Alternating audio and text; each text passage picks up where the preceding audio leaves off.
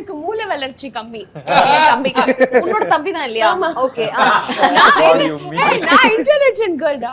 Okay okay. It's ஓகேடா. Okay போலாம். அவனுக்கு மூளை வளர்ச்சி கம்மி. சோ அவன் என்னன்னா ஆரவ என் சிஸ்டரோட பையன்ற மாதிரி பார்க்க மாட்டான்.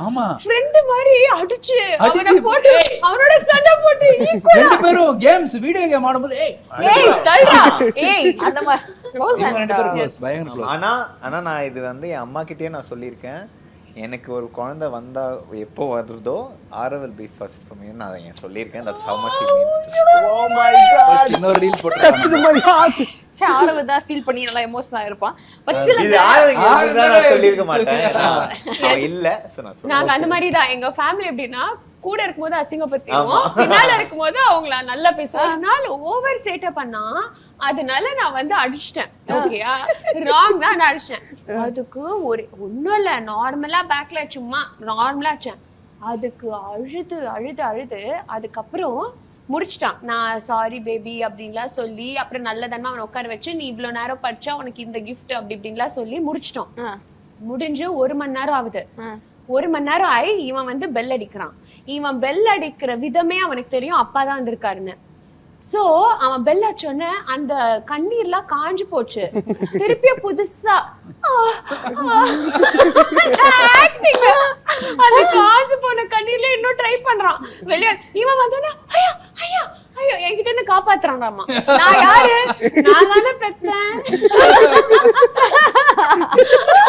நான் ஸ்ருதிகா கிட்ட இருந்து நாங்க என்ன சொல்லியிருக்கேன்னா, அவனுக்கு கல்யாணம் ஆகுற வரைக்கும் இப்ப வந்து ஃபர்ஸ்ட் அவன் இருக்கட்டும், கல்யாணம் ஆனதுக்கு அப்புறம் நீ தான் ஃபர்ஸ்ட். ஏன்னா அவனுக்கு வேற வழி இல்ல. அதுக்கப்புறம் ஓல்ட் ஏஜ்ல நான் தானே இருப்பேன். இப்ப அவளுக்கு என்ன பிடிக்குமா ஆரவ் ஃபர்ஸ்ட் பிடிக்குமான்ட்டு. Good question. Good question. Course Aarav தான் எவ்வளவோ பெட்டர்.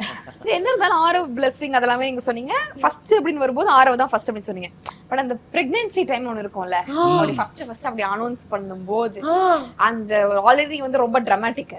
எஸ் இல்ல அனௌன்ஸ்மென்ட்லாம் இல்ல, நாங்களே அந்த ஸ்ட்ரிப் எடுத்து பார்த்துட்டோம்.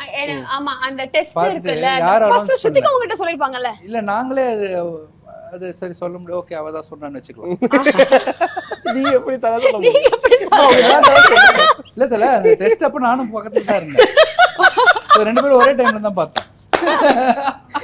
சரி சரி அப்பா என்ன போயிட்டு இருக்கு நீ?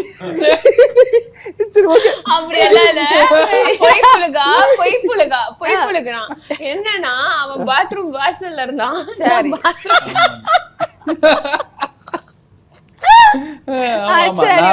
பாத்ரூம் வாசல்ல நான் வெயிட் பண்ணிட்டு இருந்தேன்.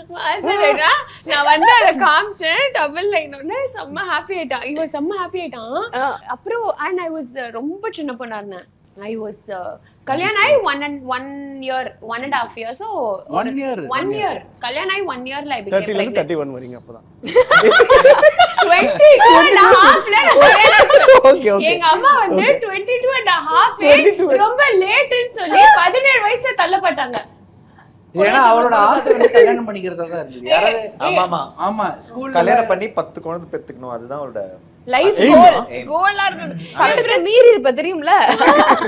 எங்க அம்மா வேற ஐயோ 22ல ரொம்ப லேட் மாப்பிள்ளை கிடைக்காது, 18ல தான் மாப்பிள்ளை கிடைக்குமா.